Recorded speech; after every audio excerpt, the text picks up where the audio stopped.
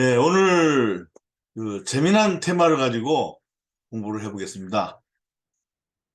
이미 우리가 이 4차 산업혁명 시대에 살고 있죠. 그러면 이러한 시대에 어떠한 인재가 필요하냐? 그래서 오늘 주제는 문과, 이과의 이거 융합형 인재가 필요하다. 자, 우리가 이 문과, 이과라는 말은 익히 잘 알고 있는 우리 고등학교에서 그 진학 하나 이정표로서 어, 중요한 그 키워드가 됐고, 그게 사실은 우리 평생을 에, 그 길을 따라서 살게 되는 그런 하나의 그 선택지일지도 모르겠습니다. 그럼 도대체 융합형인재라는 게 뭐냐? 자, 그럼 우선 이 학문이란 무엇인가부터 이제 한번 살펴보겠습니다. 학문은 과거의 모든 사건과 일 중에서도 지식적인 부분들만 정리해 놓은 지식 체계다. 근데 학문을 익히기 위해선 지식을 다른 사람과 사물, 기록과 경험, 간접 경험으로부터 얻어 배우고 이를 익혀서 체득하는 과정을 거치게 됩니다. 흔히 그 지식이나 기술과 가치를 얻기 위해서 노력하고 이해하는 것이 필요합니다. 화면의 오른쪽에 보다시피 예전에 그 그리스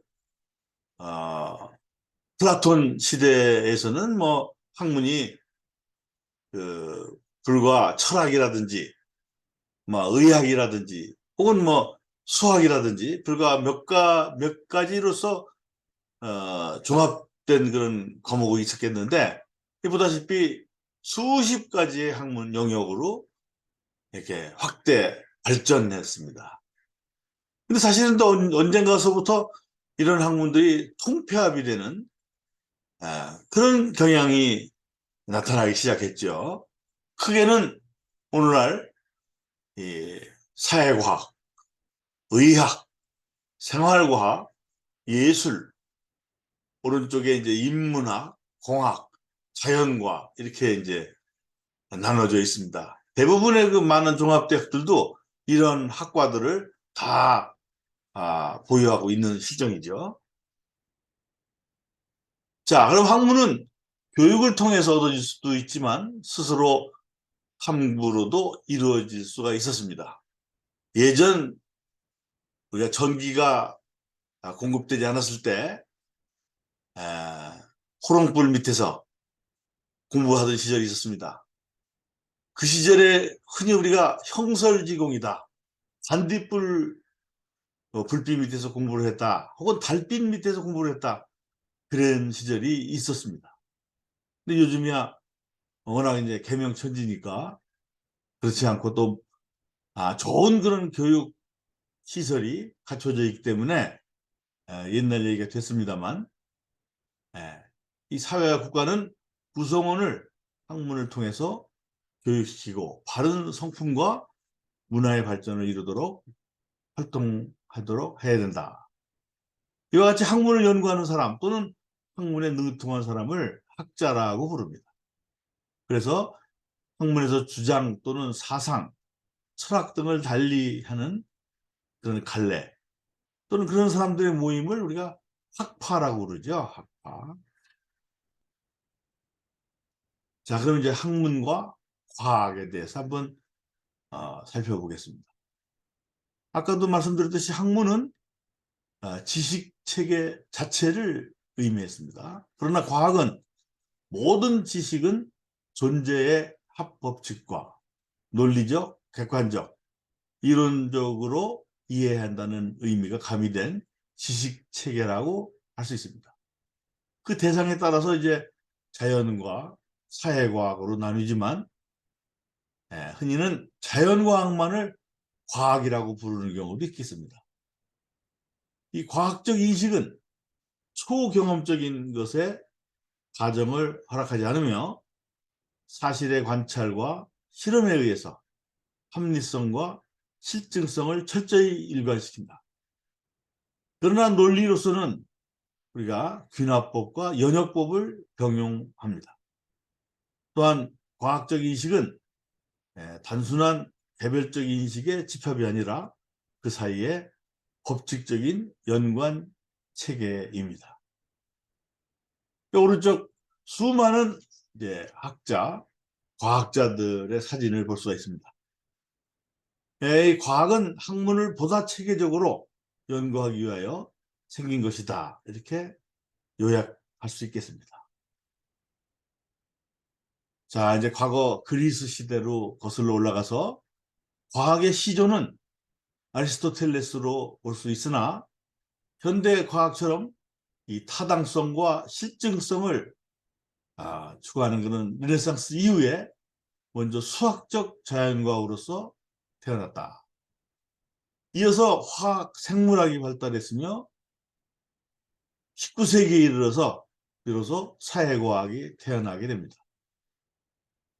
우리가 일반적으로 사회과학이다라고 하면은 인류학, 사회학, 경제학, 경영학, 정치학, 심리학, 지리학, 교육학, 법학 등을 가리키게 되죠.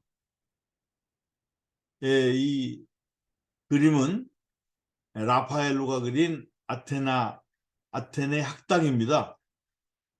수많은 당대 그 학자들이 등장을 하는데 이 그림의 정 가운데 두 사람이 이제 스포트라이트를 받고 있습니다. 왼쪽에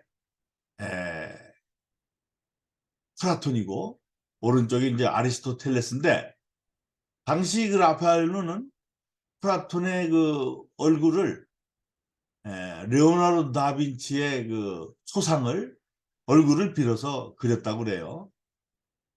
당시에 재미난 것은 화가 자신을 그 자기가 그린 그림의 어디 한 구덩이에 그려 넣습니다.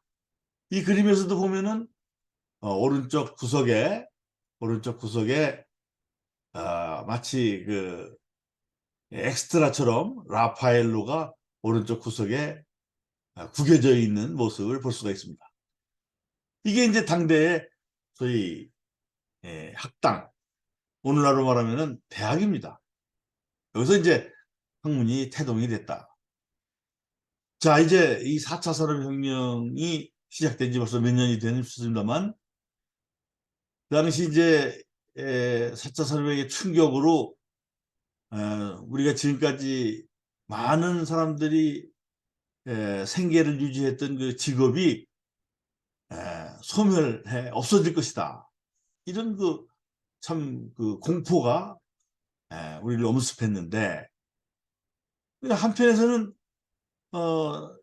새로운 또 직업이 등장할 것이다라는 희망도 줬습니다. 그 당시에 그 BBC가 예측한 앞으로 사라질 위험성이 높은 직업 해가지고 15개를 열거를 했습니다만, 자, 한번 봅시다. 첫째, 텔레마케터. 두 번째, 컴퓨터 입력 요원. 세 번째, 법률 비서. 네 번째, 격리. 다섯 번째, 분류 업무. 여섯 번째, 검표원. 일곱 번째, 판매원. 그 다음에 여덟 번째, 회계관리사. 아홉 번째, 회계사. 마지막 15번째, 도서관 사서보조 등등이 머지않은 장래에 없어질 것이다. 이렇게 참 불길한 예측을 보여준 적이 있다. 한편 4차 산업혁명 시대 이제 유망 직업으로서 이제 4차 산업을 이끌어 가고 있는 첨단 산업 분야를 이제 종사하는 사람들은 상당히 희망적으로 우리가 제시했습니다. 첫째는 사물 인터넷 전문가, 인공지능 전문가, 빅데이터 전문가, 가상현실 전문가, 3D 프린팅 전문가, 드론 전문가. 한편 또 생명공학자, 바이오테크놀로지 분야지요.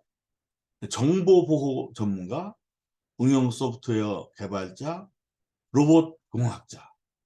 얼핏 봐도 이공계통에 상당히 좀 복잡하고 어려운 이런 분야로 미루어 짐작이 되죠. 자, 이 왼쪽 도표는 2017년 미국에서 발표된 자료입니다만, 미국에서 최악의 직업군을 200위까지 열거해서 보여준 도표입니다. 먼저 최고의 직업이라고 일컬어지는 랭킹 10위까지 열거했습니다만, 1위는 통계 전문가입니다. 2위는 의료 서비스 관리직, 3위는 공정분석 전문가, 공장에서 공정 관리를 하는 그런 엔지니어를 가르치겠습니다. 네 번째는 정보 보안 분석가, 5위는 데이터 과학자. 그래서 10위가 언로 치료사, 뭐 이 언어를 교정해주고 지도하고 관리하는 이런 직업 같습니다만, 여기에 비해서 이제 그 최악의 직업, 맨 밑에서부터 보면 200위가 신문 기자입니다. 199위가 방송 기자, 198위가 벌목군, 198위 공동 순위네요. 직업군인. 196위가 병충해 방재원.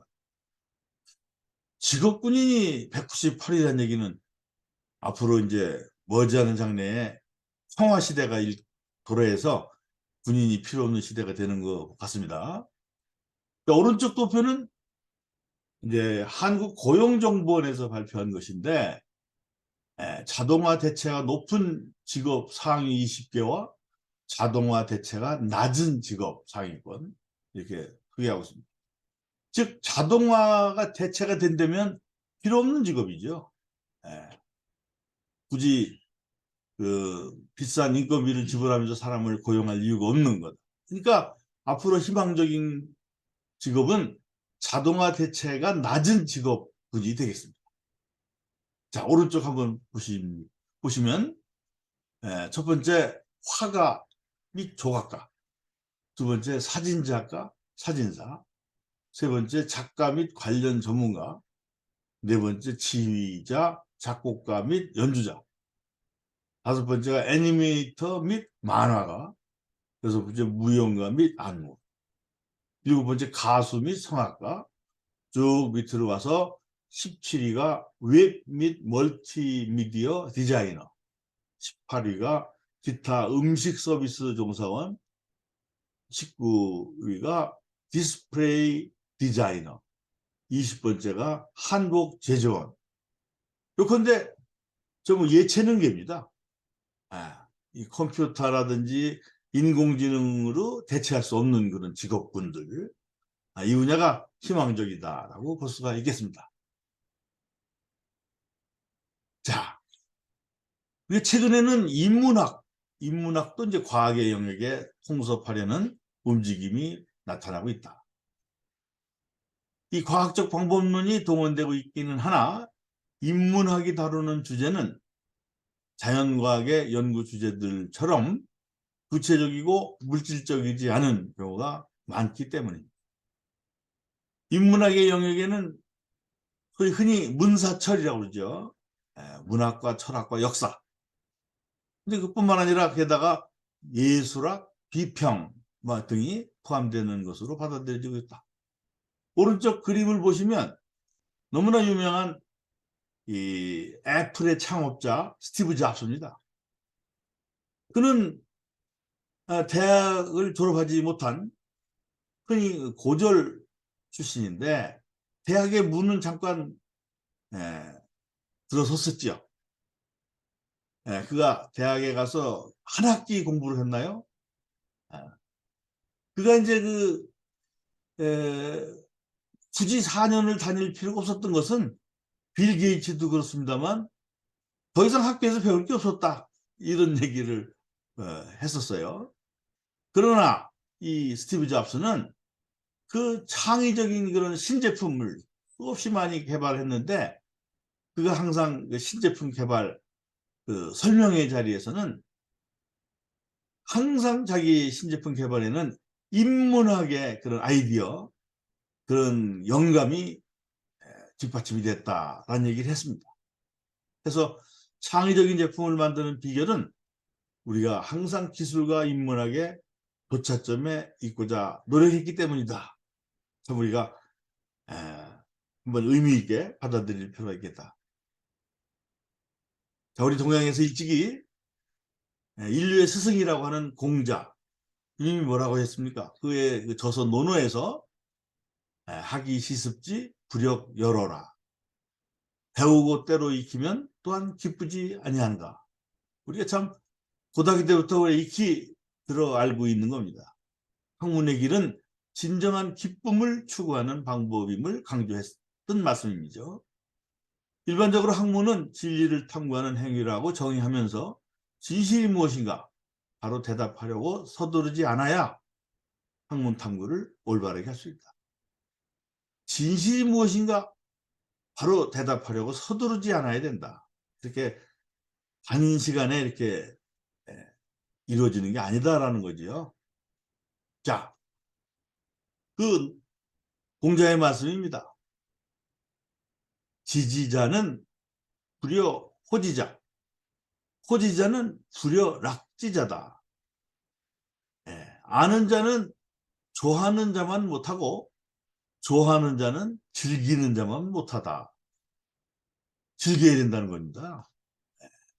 그러면서 남아수도 오고서 모름지기 남자라면은 예전에는 여자들은 공부를 안 시켰죠. 학교도 안 보내고. 요즘은 뭐 남녀가 없습니다만 남아로 태어나면 모름지기 5수레에 실을 만큼 책을 읽어야 된다. 5수레면은 요즘 책으로 말하면 얼마나 많습니까? 근데 그 당시에는 이제 죽간이라 해서 대나무 쪽에 대나무 편에 이 글을 써서 묶어놨기 때문에 이거 뭐 5수레 해봐야 얼마 안 될 것 같아요, 그죠? 그게 요즘도 이제 통용이 됩니다. 소위 말하면 시카고 프렌이라는 게 있어요. 미국의 명문 대학입니다. 미국의 랭킹 한 10위 안에 드는 명문 대학인데 1890년 석유 재벌 록펠러의 기부금으로 설립된 사립대학이었는데 당시만 해도 이름 없는 시골 대학이었다. 그런데 1929년 제5대 총장에 취임한 로버트 허킨스가 추진한 시카고 프렌이라는 게 있었어요. 시카고 프렌. 그는 그 존 스튜어트 밀 식의 그 독서법, 그가 익히 젊은 시절에 자기가 그 생활화했던 존 스튜어트 밀 식의 독서법을 전면적으로 학생들에게 그 도입을 했다. 간단히 말하면 세계적인 위대한 인문 고전 100권을 읽어야 졸업을 한다. 이런 얘기입니다. 인문 고전 100권. 이 시카고 프렌이 이제 대학생들에게 적용이 됐다 그러면 그 일반인들, 어린이로부터 성인 모두에게 적용되는 것을 확대됐습니다. 이제 그것이 이제 그레이트 북스라고 하는 범사회적인 이런 캠페인으로 확대가 됩니다. 좀 더 부연 설명하면 과연 존 스튜어트 밀식의 독서법은 뭐냐? 다음과 같은 4단계를 거칩니다. 먼저 철학 고전 저자에 관해서 쉽게 설명한 책을 읽는다. 저자를 먼저 이해를 하자. 두 번째, 철학 고전을 통독한다. 세 번째, 정독을 합니다. 통독을 한 다음에 훑어본 다음에 정독을 한다. 몇 번이고 되풀이해서 읽는다. 마지막 네 번째는 주요 문구를 필사를 하면서 통독을 한다. 필사를 통해서 철학 고전 저자의 사고 능력을 조금이나마 내 것으로 만들 수 있기 때문이다. 라고 했습니다. 자, 이게 이제 이 시카고 프렌은 다른 대학에도 많은 영향을 미쳐가지고 미국의 명문 대학들, 하버드를 비롯해서 이제 세인트 존스 칼리지에도 고전 100권 읽는 이런 캠페인이 벌어졌다. 그래서 책을 읽으면 과연 삼류대학을 인류대학으로 키울 수 있다. 이런 신화를 창조하게 됩니다. 이게 이제 30세 젊은 나이에 이 시카고 5대 총장으로 부임한 로버트 허친스 박사의 모습입니다. 이게 이제 우리나라 한국의 대학에선 상상하기 힘든 파격적인 교육 정책인데, 이 시카고 프레는 철학 고전을 비롯한 세계의 위대한 고전 100권을 달달 외울 정도로 읽지 않은 학생은 졸업을 할 수가 없다. 실제는 144권의 고전 도서입니다. 읽었느냐 안 읽었느냐 뭔가 확인하고 검증하는 단계가 분명히 있겠죠. 자, 단순히 책을 읽는 게 아니라 외울 정도로 읽을 것을 제안하고 있다. 그러면 그 방법이 첫째, 모델을 정하라. 너에게 가장 알맞는 모델을 한 명 골라라. 둘째, 영원 불변한 가치를 발견하라. 인생의 모토가 될 수 있는 가치를 발견하라. 셋째, 발견한 가치에 대하여 꿈과 비전을 가져라. 재미난 것은 이렇게 학생들, 신입생들을 한 20여 명씩 이렇게 뽑아가지고 이렇게 토론회를 하는데, 거기에 이제 그 허친스 총장가 같이 자리를 해서 토론에 참여하는 그런 방식을 취했다는 겁니다. 다 자유방임으로 하는 것이 아니라. 자, 말이 그렇지 고전 100권 읽는다는 게 쉽지 않습니다. 뭐 재미난 무슨 소설이나 뭐 만화책이 아니라 고전이라는 것은 이게 그 한 페이지 한 페이지 넘기기가 상당히 아주 힘든 어려운 그런 작업이라고 할 수가 있습니다. 자, 이렇게 어찌됐든 100권을 읽지 않으면 졸업을 못한다니 어찌하겠습니까? 1930년대부터 시작된 이 프로그램은 시카고 대학생들을 위대한 학생으로 변모시키게 된다. 그래서 1930년대 후반부터 2014년에 이르기까지 시카고 대학 출신들이 받은 노벨상이 무려 89명에 이른다. 이는 한 대학 출신이 받은 노벨상 수상 기록으로는 세계에서 1, 2위를 다투는 독보적인 기록이라고 할 수 있습니다. 자, 그래서 전 세계가 이제 신간, 뭐 인문 고전을 읽는 이런 붐이 일다시피 했어요. 지금도 아직 계속되고 있는 것 같습니다만, 재미난 거는 요 표의 그 왼쪽을 보시면 우리나라 서울대학교 학생들이 가장 많이 빌린 책, 도서관에서 전부 이제 이게 보시면 인기 신간들이에요. 인문 고전이 아니라. 오른쪽 하버드 대학생들이 가장 많이 읽는 책들은 글자 그대로 고전입니다. 고전. 자, 이 오른쪽 사진은 몇 년 전 중국의 명문 칭화대학도 시카고 프렌을 도입해서 머지않은 장래에 과학 분야의 노벨상 수상자를 배출하겠다. 이렇게 야심찬 계획을 세웠던 그런 때가 있었습니다. 자, 한 가지 이제 우리가 유념할 사항은 이게 이제 그 중국의 사서삼경의 대학입니다. 그 대학에서 말하는 삼강령 8조목. 삼강령이라는 것은 밝은 덕을 밝히고 명명덕, 백성을 새롭게 하며 신민, 더할 수 없이 훌륭한 경지에 이르게 하는 것이다. 지어지선, 지선. 그러면 이를 이제 뒷받침하는 활조목이라는 게 뭐냐? 이 삼강령을 실현하는 차례요 수순입니다.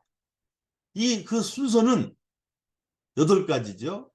경물, 치지, 성의, 정심, 수신, 제가, 치국, 평천하. 저도 한국에서 공부를 하면서 수신, 제가, 치국, 평천하 이거는 아마 중학교 때부터 들어서 알고 있는 내용입니다. 모름지기 뜻을 세워서 공부를 하며 수신, 스스로 몸을 다스리고 집안을 이제 운영하며 제가 치국 평천하다. 그런데 제가 이 문헌을 더 공부를 해보니까 그 이전에 정물치지 성의 정심 단계가 있더란 말이죠. 자, 우리가 맨 앞에서 설명했던 학문에 문과와 이과가 있다고 그랬죠. 자, 이 앞부분이 이과가 아니냐 이겁니다. 정물치지 성의 정심이 없이 무슨 수신제가 치국평천하가 가당치나하겠습니까? 자, 밑에 보십시오. 사물의 이치를 규명한 뒤에야 지혜에 이르고 지혜에 이르게 된 뒤에야 마음이 바르게 된다. 마음이 바르게 된 뒤에야 수신, 몸이 닦인다. 이제 그 다음에 이제 몸이 닦인 뒤에야 집안이 가지런해지며 집안이 가지런해진 뒤에야 나라가 다스려진다. 나라가 다스려진 뒤에야 천하가 화평해진다. 자, 요즘 우리나라 사회가 정치 지도자들, 위정자들 특히 뭐 많은 지탄을 받고 있습니다. 네.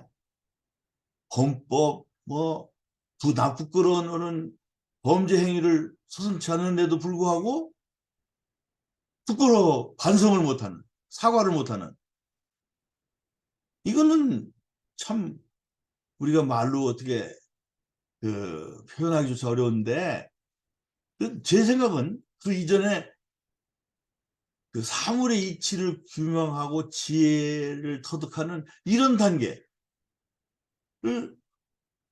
생략하고 그냥 그 출세에 너무 매달리는, 과실만 따먹으려 하는 이런 것에 있지 않느냐 하는 생각이 듭니다. 저는 뭐 일찍이 제가 이과 분야의 공부를 했습니다. 공과대학에서 공부를 하고 또 실제 그 지식을 가지고 한 5, 6년 동안 연구소에서 무기 체계를 개발하는데 경험을 쌓고, 뒤늦게 사회과학 분야 경영학을 공부해서 이제 평생을 그 현업에 근무하다가 이제 은퇴를 했습니다만, 제가 이제 뒤돌아보면은 그 젊은 시절 경물치지, 소위 그 사물의 이치를 규명하는 학문 분야에 전념해서 공부했다는 게 굉장히 저한테 양식이 됐다. 평생을 사는데 큰 도움이 됐다는 것을 절실히 느끼고 있습니다. 그래서 아마 우리 사회가 특히 조선 500년 시절 때부터 문과 중심의 이런 그런 사회였기 때문에 수신제가 치국평천하만 가르치고 이렇게 이걸 이제 자기 생활 지표로 삼은 게 아니냐 하는 생각이 듭니다. 그러니까 우리 이 수원 화성을 보시면은 일찍이 그 정약용이 소위 경물치지, 서양으로부터 중국을 통해서 들어온 그런 경물치지, 요즘으로 말하면은 토목공학이라든지 기계공학이라든지 이런 학문을 익혀가지고 화성, 수원, 성을 쌓고 그 무기 여러 가지 기중기라든지 이런 토목 토목 필요한 기자재 이런 그 시설물들을 스스로 설계해서 활용을 했다는 그런 기록이 있습니다. 그는 사서삼경만을 그냥 익히는 그런 문관들이 할 수 있는 공부가 아니었거든요. 이런 것들이 참 아주 희귀한 드문 케이스로 일컬어질 정도로 우리 사회는 일찍이 이런 그 경물 취지의 이과 분야 소위 학문을 소홀히 등한히 했다. 자, 그럼 과연 이제 대학에서의 이과와 문과는 어떤가? 한마디로 말하면 문과와 이과의 차이는 실험을 하느냐 안 하느냐. 실험 정신입니다. 그러니까 이과는 실험이 빠지면은 결론을 내릴 수가 없어요. 자기 스스로 실험을 해서 확인, 검증을 해야 된다. 문과는 그게 없다. 상당히 이제 어찌 보면은 그냥 무너질 수 있는 사상 누각이 될 수 있는 그런 그 과정을 밟고 있죠. 이 그림은 비교 행동학의 거장 콜라트 로렌츠입니다.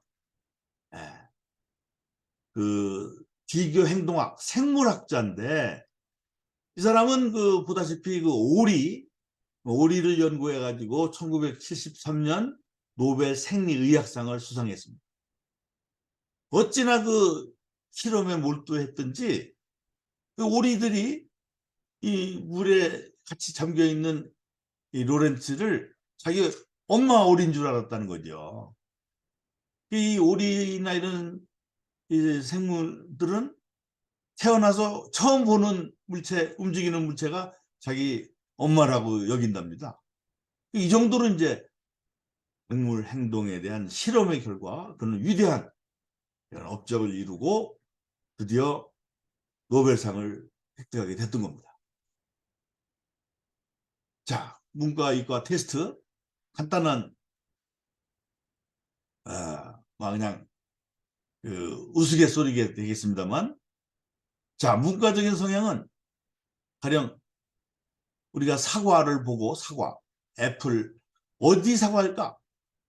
어느 산이냐 이거죠. 뭐 부사냐 아니면 옛날 우리 고전 빨간 능금이냐. 그다음에 저 사과로 무엇을 할까?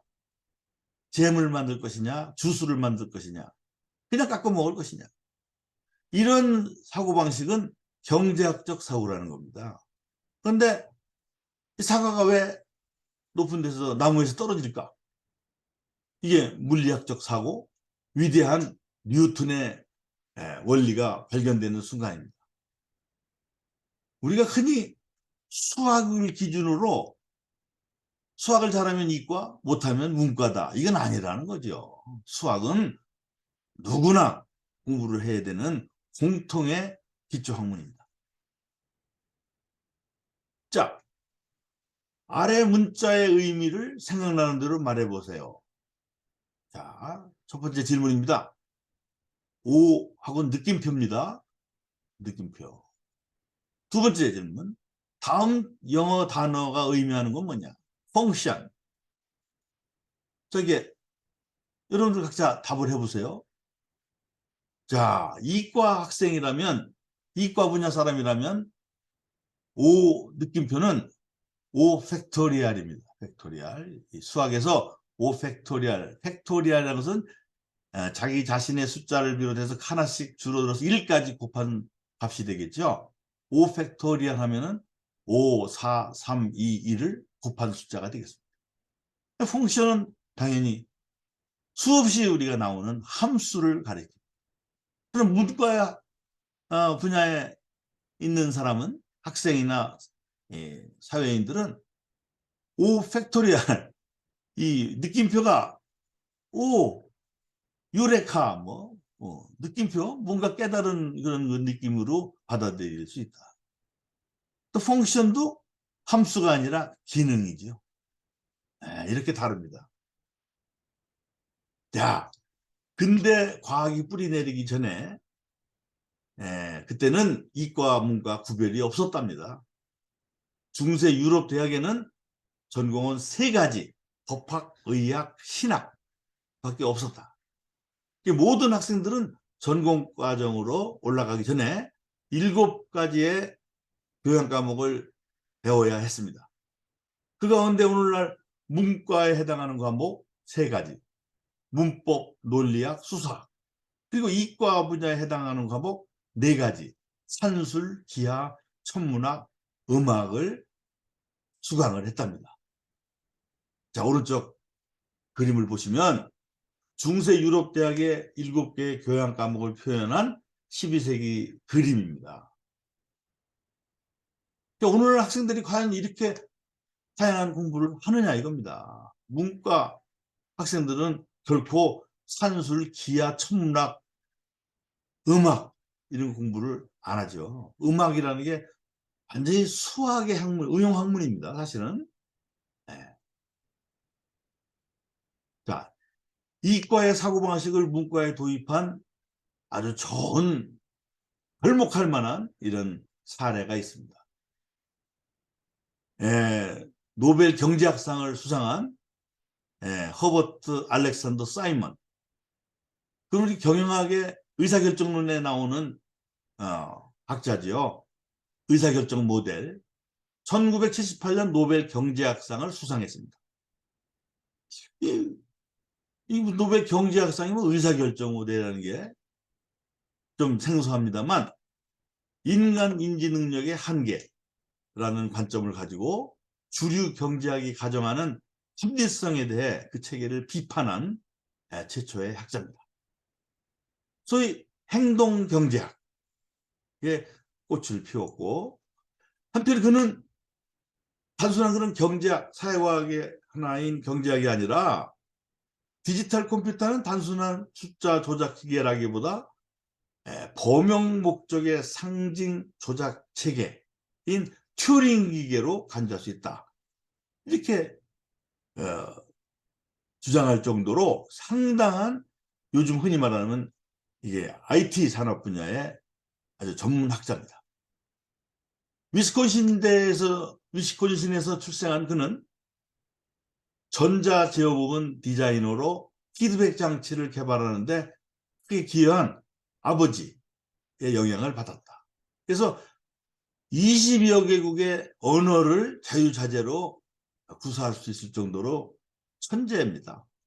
1933년 시카고 대학에 입학해서 정치학을 전공했으나 대공황과 세계대전의 여파로 사회 문제에 관심을 가지게 됨에 따라 신고전주의 경제학에서 가정하는 합리성이 충족되지 않은 상황, 그래서 인간은 어떻게 논리적으로 사고하는가, 여기에 이제 몰두해서 소위 말하면 의사결정 이런 분야에 혁혁한 업적을 남기게 됩니다. 그 한 예가 1939년부터 42년까지 캘리포니아 그 버클리 대학 행정연구소에서 정부 그 프로젝트의 일환으로 그 연구 파트너인 앨런 누얼을 만나 인지과학이라고 하는 학문을 탄생하는데 지대한 역할을 하게 된다. 다니엘 커너먼과 함께 행동경제학 탄생에도 결정적인 역할을 하며 이후 그 문제 해결과 관련한 연구를 수행하다 84세에 유명을 달리합니다. 이 사이먼은 그 후에 이제 경영학, 조직학, 컴퓨터과학, 인공지능, 인지과학, 경제학 등 다양한 분야에 막대한 영향을 끼친 학자로 평가받고 있다.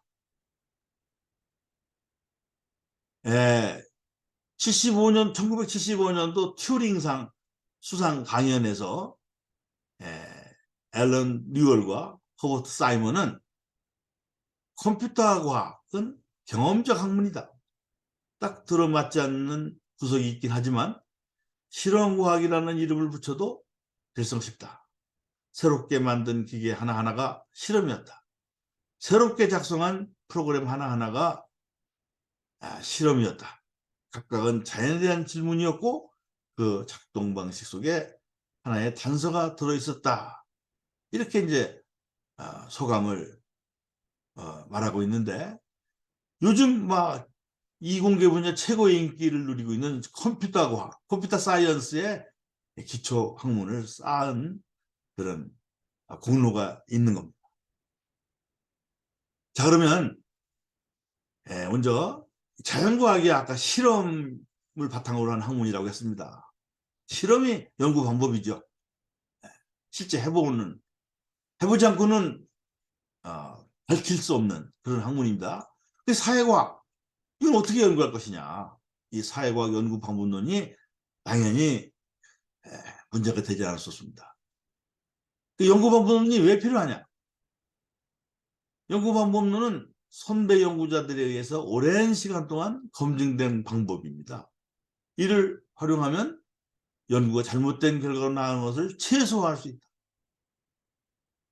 그 결과 유효한 사회과학 연구, 타당성 있는 연구를 진행하기 위해서는 연구자와 연구 소비자 간의 의사소통 수단, 예를 들면 이제 통계학에서 그 소위 T-밸류, T값, T-밸류, 유의 확률이죠.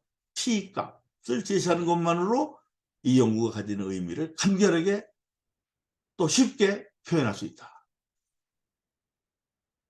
자, 우리는 어떻게 알게 되는가? 개인적 경험을 통해서, 개인적인 직접 경험 또는 전통이나 관습, 주변의 어떤 소문, 속설 이런 것에 의해서, 아니면 전문가들의 어떤 그 연구 성과 이런 걸로부터 얻을 수가 있죠. 자, 알기 쉬운 방법으로서 연구라는 게 첫째, 근거에 의지한다. 어떤 근거, 오류를 통제하고 방법론을 통해서 오류가 개입될 수 있는 여지를 최소화하며 또 객관적이고 투명한 방법론을 바탕으로 해야 된다. 오른쪽 보시면은 양질의 연구를 위한 핵심적인 그런 개념들을 보면은 정확하며 재현 가능하고 복제가 가능하며 반복이 가능해야 된다. 이게 과학입니다. 우연히 어쩌다가 이렇게 발견된 것들은 과학이 아니죠. 자, 학문적인 탐구, 문제 제기는 독창적이어야 하며 체계적인 방법론을 이용해야 되겠고, 정립된 근거에 바탕을 두며 합리적인 주장, 예상되는 오류의 가능성을 예측, 통제, 표본 오차에 대한 논의가 가능해야 된다. 자, 과학적 방법론의 특징은 뭡니까? 이 그림은 아인슈타인입니다만 경험적, 실증적이어야 됩니다. 경험적, 실증적. 두 번째, 검증 가능성, 반복 가능성이 있어야 됩니다. 세 번째, 축적성. 연구 업적이 쌓여서 어떤 그 결과를 확인할 수 있는. 네 번째, 결정을 내릴 수 있어요. 보편성을 보거나 특수성을 보거나. 그 다음에 윤리, 사상적 중립성을 가져야 된다. 어느 한편에 치우쳐서는 안 된다. 마지막, 확률에 기반한 일반화가 가능해야 되겠다. 자, 우리가 이제 모든 일들이 그렇듯이 오류를 범할 수 있습니다. 오류. 에러를 범하는데 그 발생 원인을 분명히 확인할 수 있어야 되겠다. 밝힐 수 있어야 되겠다. 그러려면은 이제 샘플링 과정, 관측 과정이 필요하며, 이 샘플링이라는 게 뭡니까? 전체로부터 부분의 어떤 정보를 얻기 위한 표본 추출이죠. 일반화할 수 없게 하는 부분적인 관측, 선택적 편향. 의사소통 과정에서는 자신의 의도와 상대방이 이해한 의도가 다른 경우. 세 번째는 해석 과정에서 과도한 일반화를 통해서 오류가 발생할 수 있다. 이제 우리가 이제 그 일반적인 이과 분야에서 과학 실험에서는 뭐 당연히 이제 있는 겁니다만 우리 사회과학 분야에서도 가설을 세워가지고 가설을 설정해서 그거를 표본 조사를 통해서 입증하는 검증하는 단계를 거칩니다. 이 가설이라는 게 여러 가지 종류가 있다는 거죠. 뭐 연구 가설, 뭐 그다음에 이제 최종 가설, 특정 사실이나 상황을 설명하는 가설, 둘 이상의 인과관계를 진술하는 가설 등등 가설을 설정해서 실제 현물을 통해서 표본을 통해서 확인하는 검증하는 단계를 거치게 됩니다. 가설의 이제 특성으로 속성으로서는 몇 가지 들 수가 있겠습니다만 일반성, 호환성, 검증성, 불변성, 인과성을 들 수 있습니다. 자, 연구 설계를 하게 됩니다. 어떻게 연구를 할 것인가, 연구 방법을 설계하는 거죠. 자, 사례 연구를 할 것이냐, 사례 연구, 케이스 스타디죠. 한 시점에서 한 대상에 대한 정보를 수집한다. 예전에 그 오래전 얘기입니다만 또 하버드 사회과학 연구 방법론으로 사례 연구를 많이 들은 적이 있었어요. 사례라는 것도 하나의 실제 그 실증적인 거죠. 실제 있는 어떤 케이스. 종단 연구, 론지튜디널 스터디입니다. 여러 시점에서 한 대상에 대한 정보를 수집한다. 10년 전, 5년 전, 3년 전, 최근 이런 식으로. 횡단 연구가 있습니다. 한 시점에서 여러 대상에 대한 정보를 수집한다. 예를 들어서 한 시점, 현재 시점에서 여러 나라의 어떤 사례를 연구하는 경우. 종단 비교라는 게 있습니다. 종단 비교. 여러 시점에서 여러 대상에 대한 정보를 수집. 그다음에 마지막 실험이라는 건데 인문사회과학 분야가 이게 실험이라는 게 어렵습니다. 관계를 보려는 변수를 제외한 나머지 차이들을 제거한다. 연구에도 윤리가 있습니다. 그 실험 대상으로부터의 동의와 승낙, 또 개인 정보에 대한 어떤 그 정보 사생활이라든지 이런 것을 보호할 수 있는. 그다음에 기밀성, 연구 자료들은 안전한 장소에 보관하고 연구 목적으로만 사용해야 된다. 그다음에 특별한 이유가 있지 않으면 익명성을 유지해야 된다. 뭐 상호 호혜성이라든지, 그다음에 어떤 그 연구에 따르는 피해, 리스크 이런 것들을 최소화하는 이런 대안이 필요하겠다. 자, 아주 이제 좀 더 본격적으로 측정 수준에 이르러서는 자료를 수집하는데 어떤 유형의 자료를 수집할 것이냐. 흔히 이제 4가지 타입의 자료가 있습니다. 명목 척도, 순서 척도, 등간 척도, 비율 척도. 대표적인 예로서 리커트 스케일이라는 게 있죠. 5점 척도, 뭐 7점 척도 이런 게 바로 리커트 스케일이 되겠습니다. 연속 변수 오차의 한계, 우리가 이제 변수의 유형을 보시면 독립 변수, 종속 변수, 매개 변수, 뭐 혼동 변수. 혼동 변수라는 게 뭡니까? 독립 변수와 종속 변수 사이에서 영향을 미칠 수 있어 정확하게 측정이 불가하고 둘 사이의 분리를 할 수 없게 하는 그런 변수가 되겠습니다. 자, 연구 평가의 중요한 내용이 신뢰성과 타당성입니다. 그거를 우리가 보증하기 위해서 통계학적으로 이제 그 크롬바 알파 개수라든지 반분법이라든지 이런 거를 가지고 내적 일관성을 검증하죠. 타당성이 뭡니까? 연구의 진실성에 대한 척도. 거기에도 이제 애적 타당성, 구성 타당성, 내적 타당성, 결론 타당성 뭐 이런 것들을 위해서 우리는 여러 통계학적 방법을 활용해 가지고 이걸 입증을 하게 되죠. 자, 이제 무응답자 결측 데이터입니다. 미싱 데이터의 경우 어떻게 할 것이냐. 이것도 이제 여러 가지 대처 방안이 있습니다. 이런 경우가 있죠. 샘플링으로 채택된 어떤 그 사람이 있을 때 그 사람을 방문했는데 부재 중이다. 어떻게 할 것이냐. 그럼 다른 사람으로 대체할 것이냐. 안 되는 겁니다. 그럼 미싱 데이터예요. 무응답자로 처리하는데 그 새로운 샘플을 다시 이제 추가하게 되는 거죠.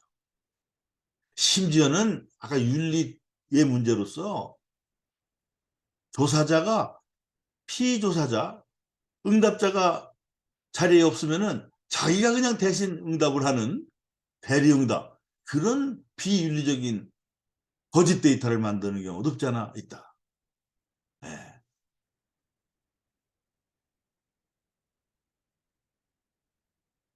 자, 이제 구체적으로 이제 통계적 방법에 이르릅니다. 통계적 방법. 이게 1950년대 들어서 사회과학에 각종 분야에 이 통계적 방법을 도입하는 것이 유행처럼 번졌습니다.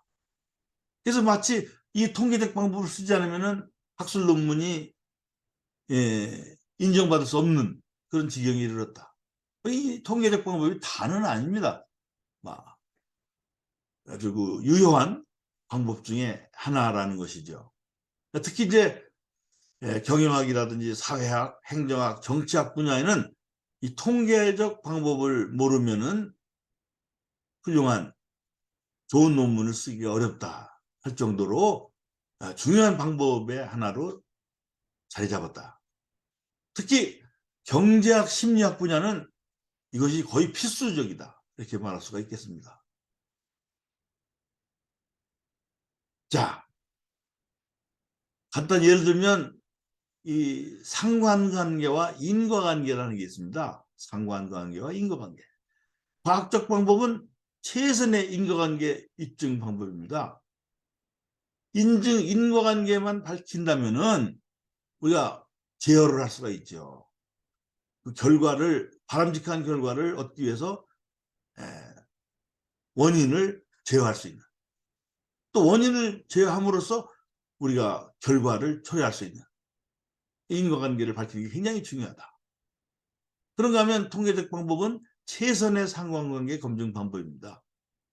물론 입증과 검증이 물론 다릅니다만, 자, 이 상관관계가 존재하는지 아닌지 이거는 수학적인 차원에서 증명이 가능하기에 검증이라고 합니다. 검증. 예, 통계적 검정과 달라요. 용어가. 검정은 테스트고 검증은 verification.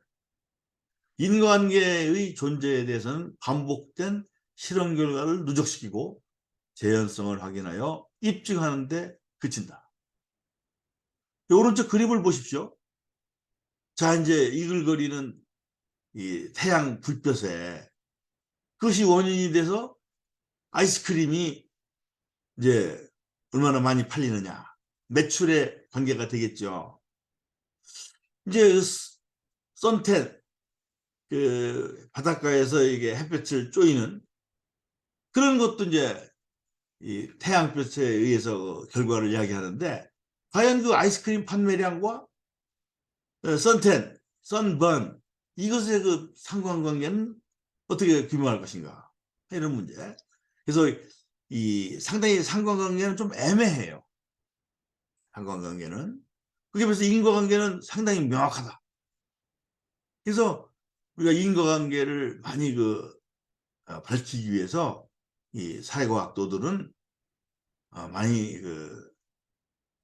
신경을 쓰고 노력을 합니다. 자, 수학적 지식과 연구로서 역량은 별개인데, 우리가 이제 그 말이 쉽지 통계학을 마음대로 구사하려면 그 기초가 되는 수학적 지식이 필요하다.